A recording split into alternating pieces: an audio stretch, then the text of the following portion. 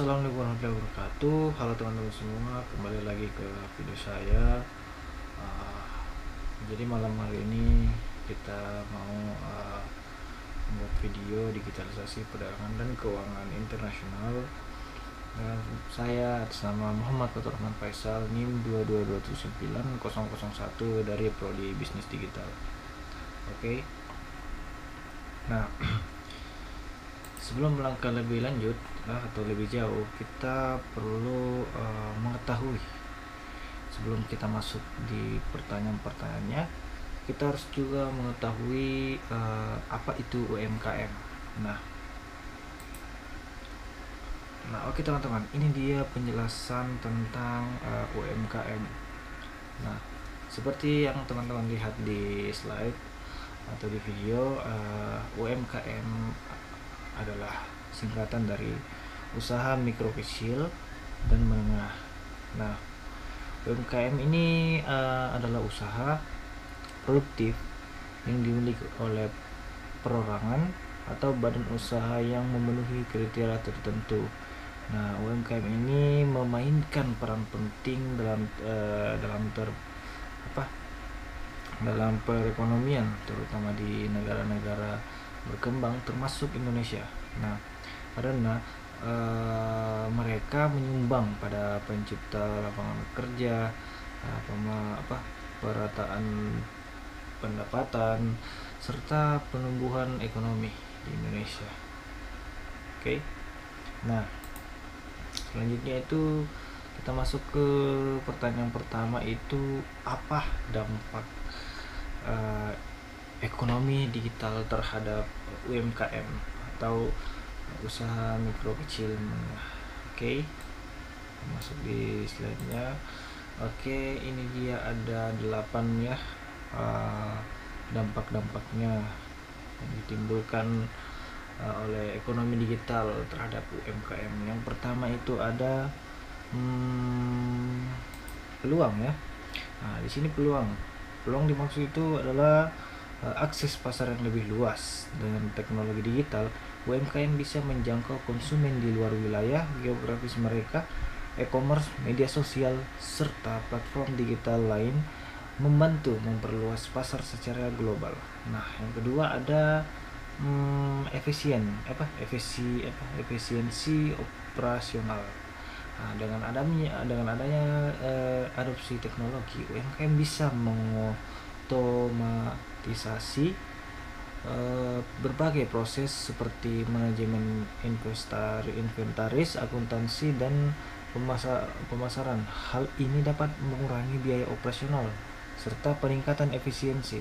Nah, ada yang ketiga itu ada inovasi produksi dan atau inovasi produk dan layanan. Teknologi memungkinkan UMKM untuk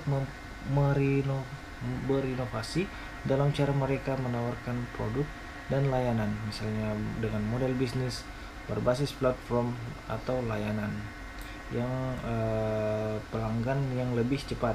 Nah, selanjutnya itu ada akses pembiayaan. Platform vintage memudahkan UMKM mengakses pembiayaan alternatif seperti peer-to-peer lending, dan crowdfunding. Nah, selanjutnya itu ada peningkatan branding dan pemasaran. Digital marketing memungkinkan UMKM untuk membangun branding dan menjangkau audiens yang lebih tepat sasaran.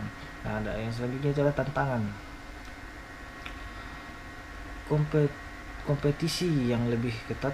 Globalisasi mulai platform digital membuat UMKM harus bersaing tidak hanya dengan bisnis lokal, tetapi dengan perusahaan besar di tingkat nasional dan internasional. Terus ada kesulitan adopsi teknologi. Nah, tidak semua UMKM siap untuk mengadopsi teknologi tersebut, apalagi teknologi digital, karena keterbatasan hal pengetahuan, infrastruktur, dan sumber daya keuangan. Nah, selanjutnya yang terakhir itu adalah keamanan data. Dalam ekonomi digital, keamanan siber menjadi tantangan besar. Dengan banyaknya UMKM belum memiliki perlindungan yang memadai terhadap ancaman seperti serangan hacker dan pencurian data pelanggan. Nah, kita masuk ke slide selanjutnya, itu ada tantangan dalam pengembangan ekonomi di Indonesia. Nah, yang India, tantangan-tantangan yang ditimbulkan itu ada 9. Nah, yang pertama infrastruktur teknologi informasi dan keuangan atau TIK. Ada yang kedua itu ada literasi digital, yang ketiga keamanan cyber, yang keempat regulasi dan kebijakan, yang kelima akses pembiayaan, yang keenam itu kesenjangan digital, yang ketujuh sumber daya manusia, yang kedelapan ada adopsi teknologi oleh UMKM, yang kesembilan ada persaingan global. Nah, kita masuk ke slide selanjutnya, itu peran pemerintah dalam mendorong ekonomi digital.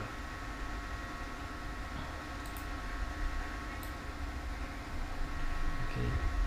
Nah, ini ada beberapa peran pemerintah. Ada 7 ya.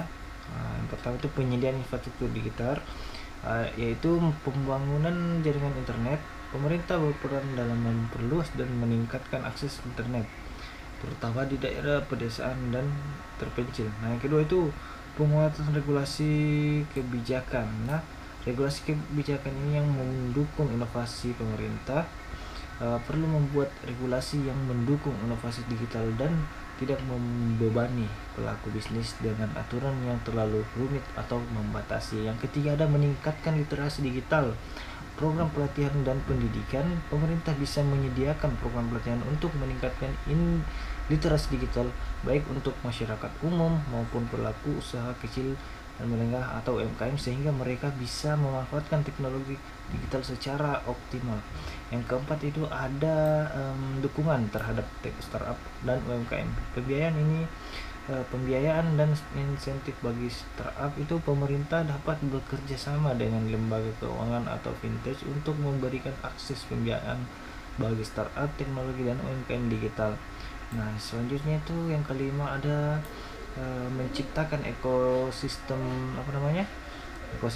inovasi, kawasan ekonomi khususnya untuk teknologi. Itu pemerintah dapat menciptakan kawasan khusus yang mendukung pengembangan industri teknologi seperti Silicon Valley di Amerika Serikat.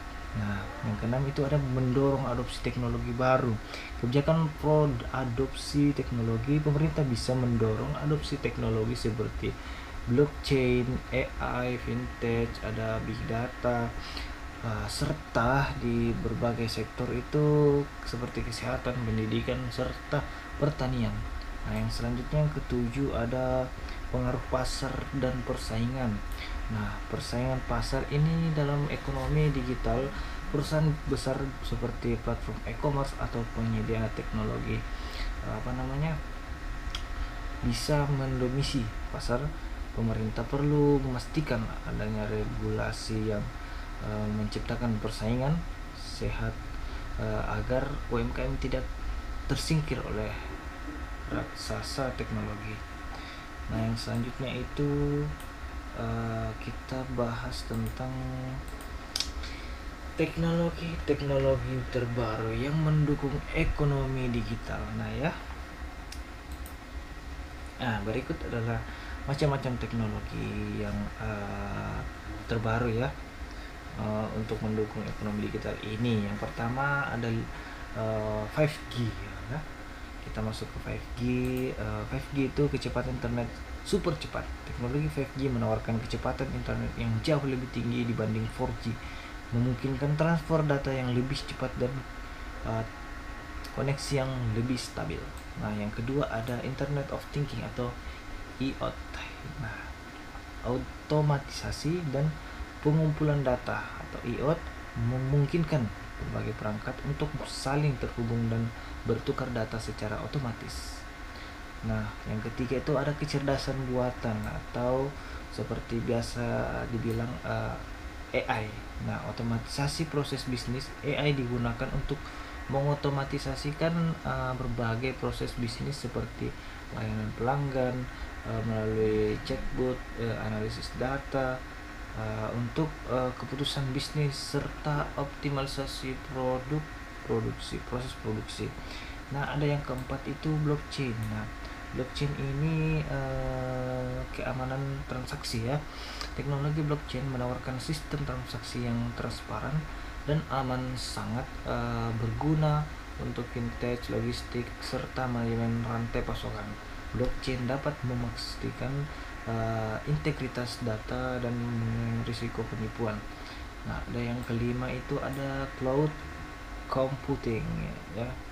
Cloud computing, penyimpanan data dan infrastruktur bisnis. Cloud computing ini memungkinkan bisnis menyimpan dan mengelola data mereka di server yang dikelola oleh penyedia pihak ketiga.